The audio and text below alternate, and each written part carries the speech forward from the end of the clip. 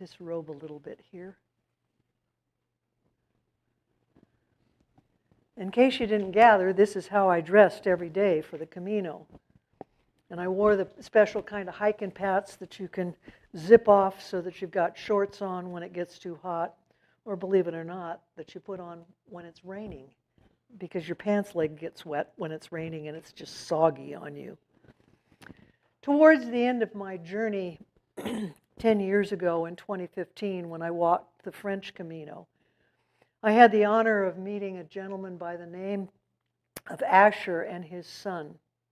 And we sat and had refreshments one afternoon for about an hour and chatted and talked. And I asked him how old he was. And he said, I'm 79 years old.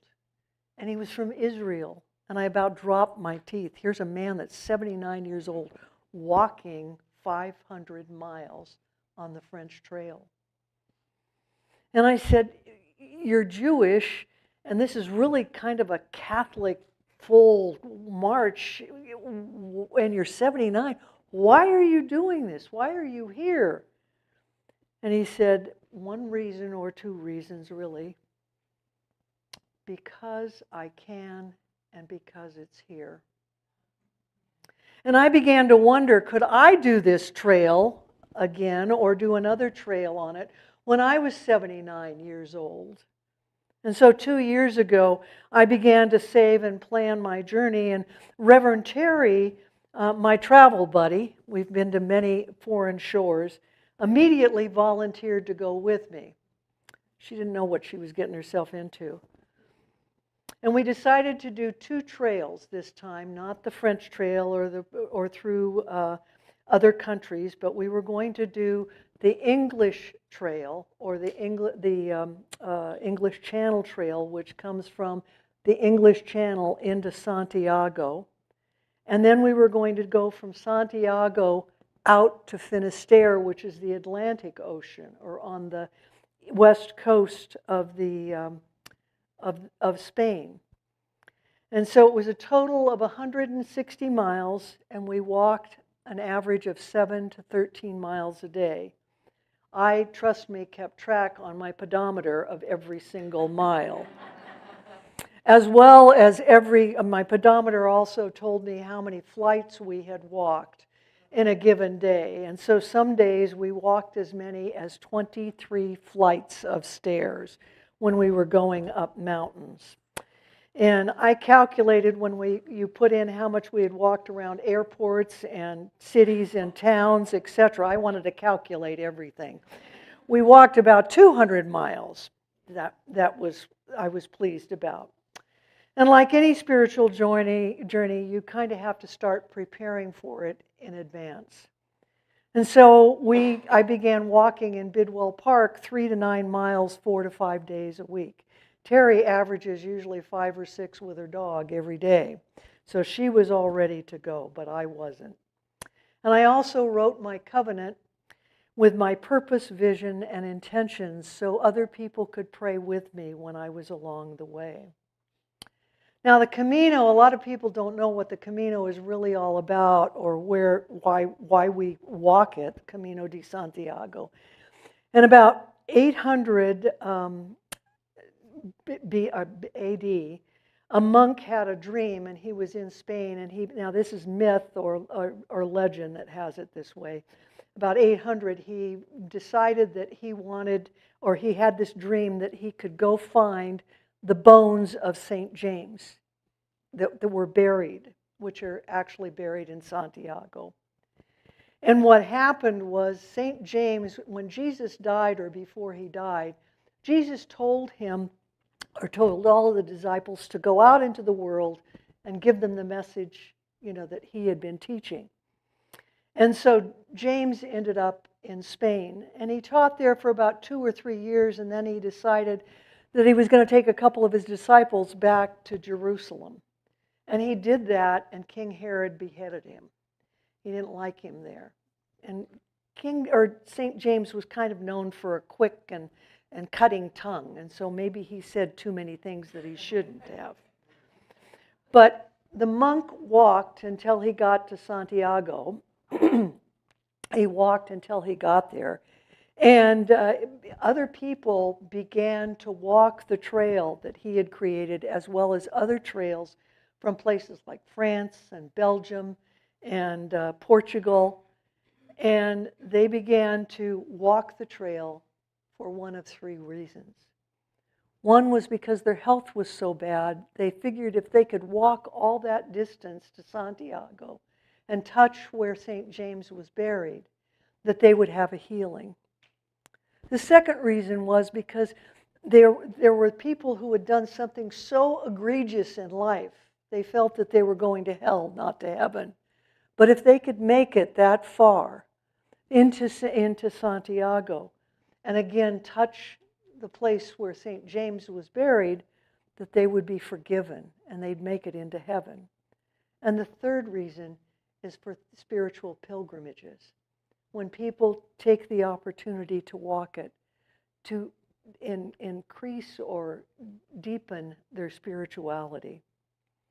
To me, it's a sacred path regardless of how you look at it, because of all the millions of people who have walked, and you're walking on their footsteps, and you can't help but absorb that energy. Now, there are no two trails in Santiago. I've lost my pen. Thank you. I'm supposed to hold the pen up so I don't have to say each time, slide. So I'm holding the pen up so she knows to give me the first slide on the trails. Aha!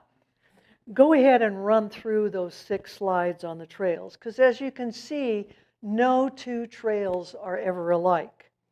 There's sidewalks in the cities, there's hills and mountains, there's wide as streets, they're as narrow as 6 feet, some are natural fences along the side, others are fences that are natural trees or rocks or stones. Sometimes you walk next to a stream, other times it's next to the ocean or next to farmland, which can be really smelly. And it's also can get rocky and sandy. Now, the Camino calls us to listen not only to the natural sounds that are around us, like the wind or the rain or the birds, but it also tells us in Psalms 46:10, "Be still and know that I am." And it calls us to a spiritual practice that sometimes we haven't done before. And I know for myself that Terry and I really didn't walk together. We started together, but she walks faster than I do. And mostly we walked by ourselves, except when we'd come back together to meet.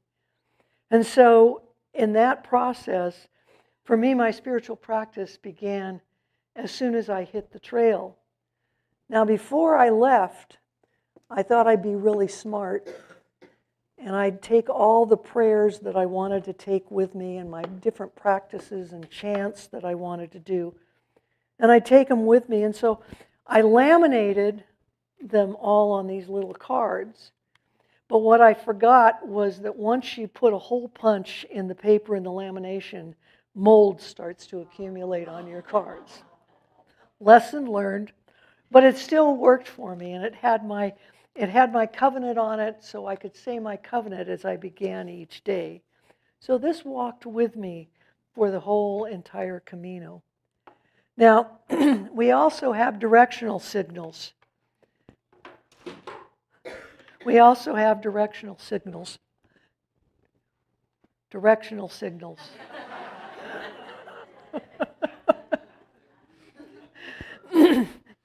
You can see that with the directional signal, people leave stones on top of them. They leave messages on top of them. They leave pictures of Jesus and Mary or somebody that's been lost in their lives. And they're really telling us a very visual story. Some people leave us pictures of Mother Mary and Jesus crying in pain.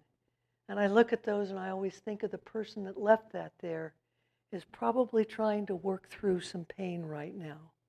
And so I try and I think of them and I bless them.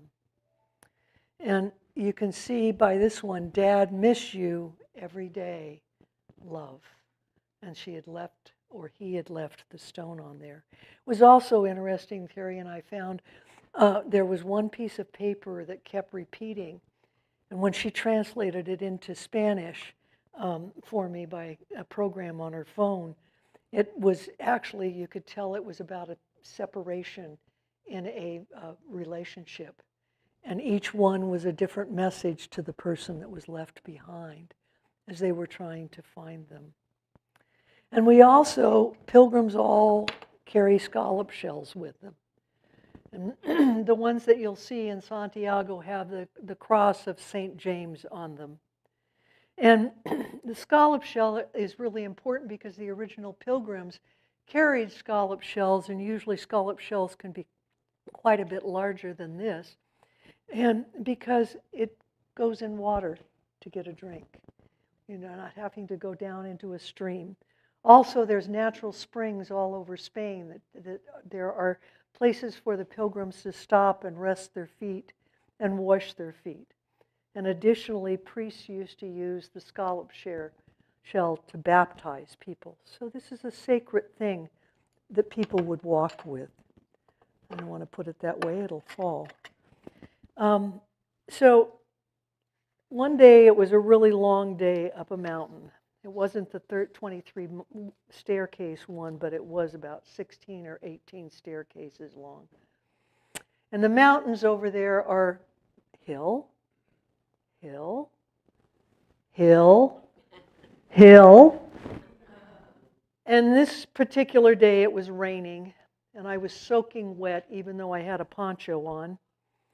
And we came around a curve, and I looked up, and here was one of these again.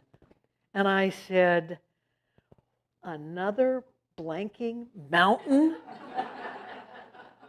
And Terry looked at me and tried to give me an explanation, and I said, why didn't you tell me we had so many mountains to climb? And she goes, because I thought you wouldn't come.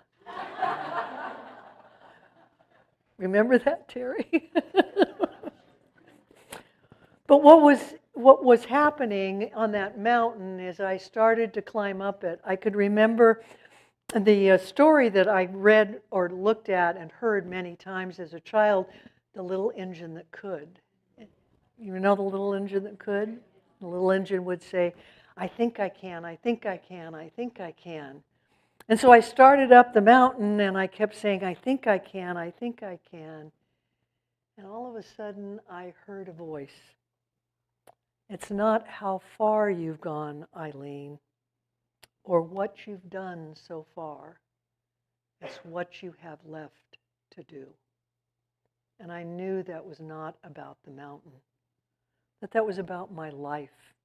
And having just turned 80, it was, what am I going to do with the days that I have left? What was it that God wanted me to do? And so Terry and I continued to walk on for several days, and you'll notice my other stick has a multitude of ribbons on it. And each ribbon has a name on it, and it also has a prayer. And a lot of these people that are on these ribbons are people who have health challenges. And I sent the ribbons to them with their name on it, and I suggested that they write a prayer on it that they would like for me to pray each and every day. Other people that are on there are people that I wanted to carry with me because they were my mentors or close friends that couldn't make it. And so they had prayers also. And we were about ready to head into Santiago, and on our last day coming in from the English Channel. And there was, at this cafe that we stopped, and we always stopped mid-morning whenever we found a cafe, and Terry, I always knew Terry was ordering tea. I always had a Coke. I needed energy, caffeine. And we'd get a little snack to eat. And so as we walked into this cafe hotel place, they had a plywood painted pilgrim with a hat on a hand that was standing up like that. And so you were welcome to go stand in behind it with the head on it because it didn't have a head. So you're welcome to do that and put the hat on and have your picture taken with it. And so I laid my sticks down on a table behind me. And when Terry had taken my picture, I turned around and here was this woman, and she was playing with my ribbons.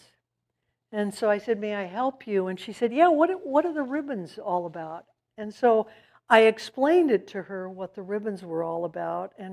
And she thought, she says, "You know, I'm used to bringing stones for people that I pray for, and I carry them. Trust me, that's a lot lighter." Or pebbles. And so she carries those, and then she leaves them behind like I showed you on the directional thing.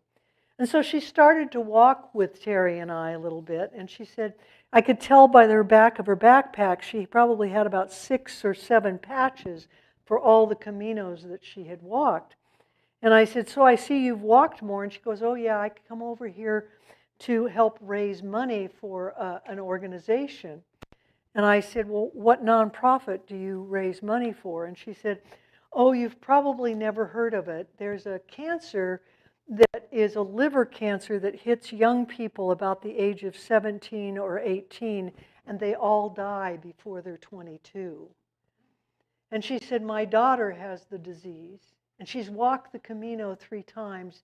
She's now 22, and I came over here to get a break, but I know she's going to pass as soon as I get home."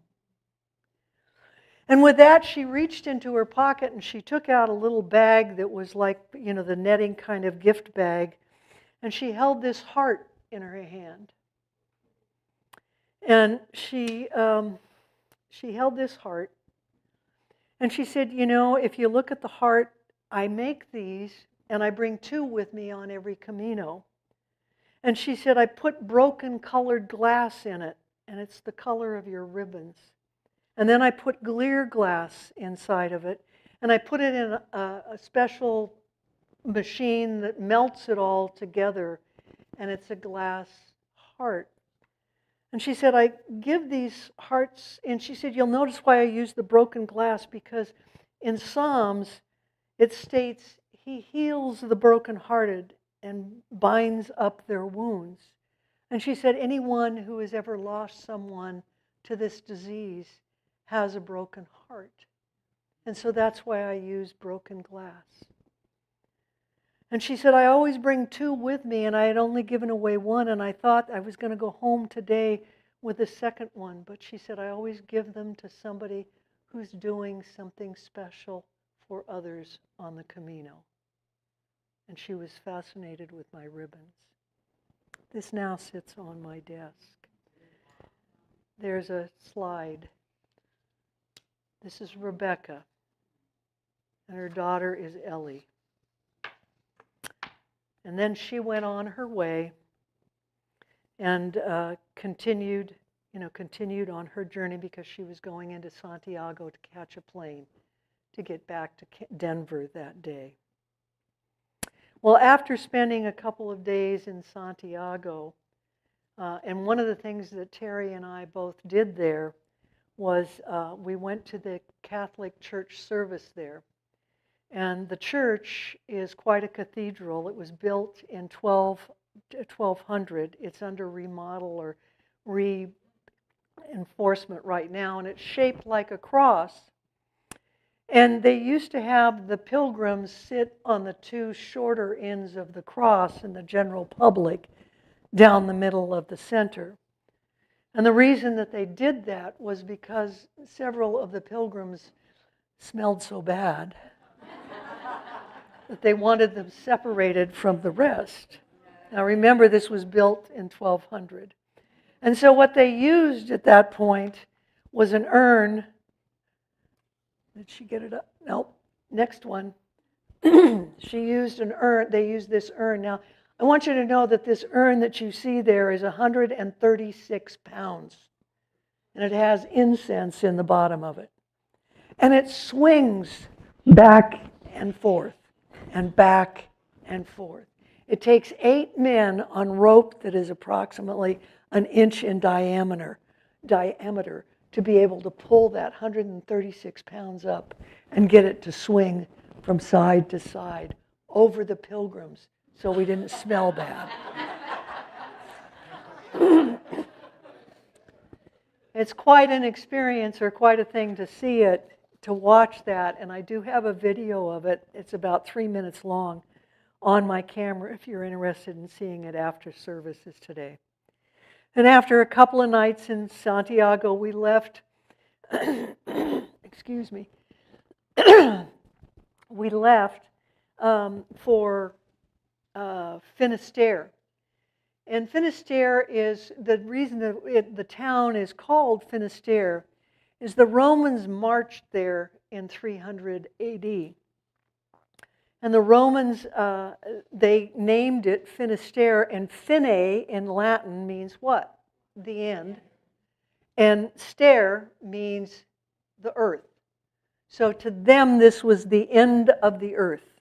And when you got out to Finisterre and you stood there at the edge of it, basically all they could see was the ocean and a little bit of the, the world over here. And so it was named Finisterre. And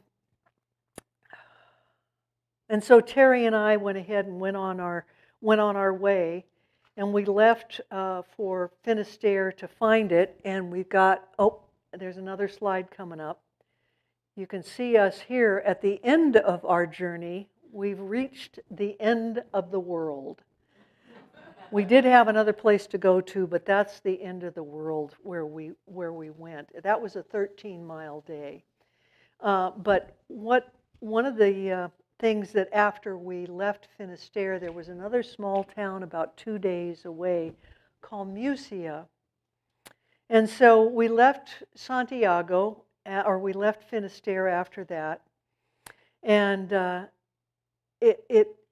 I was doing a practice of singing and doing chants, and I did it very quietly and silently. And as I was singing O Radiant Christ, do any of you know that song? Carolyn knows it. Anybody that's done co-creation knows about it.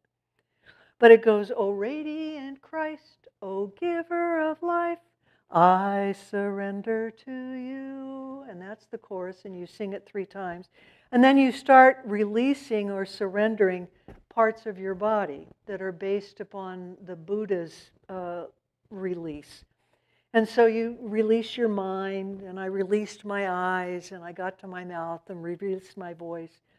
And all of a sudden, without even realizing it, I was saying, I release my life to you.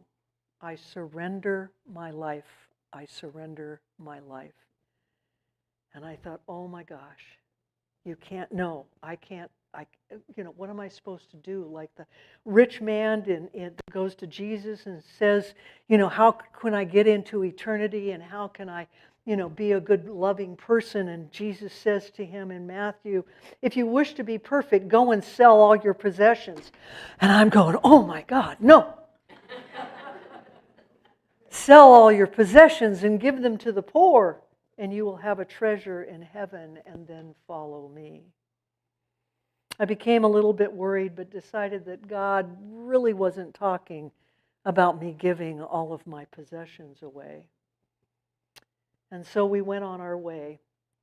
And we started out for Musia, and that was the final 2 days, and I still hadn't figured out what it was that I was supposed to do the rest of my life.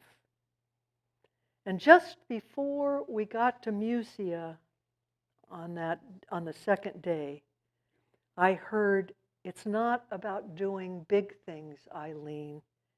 It's about doing the ordinary with love. And I felt like I had gotten my answer, and I remembered in 1 Corinthians 13:13, and now these 3 remain: faith, hope, and love.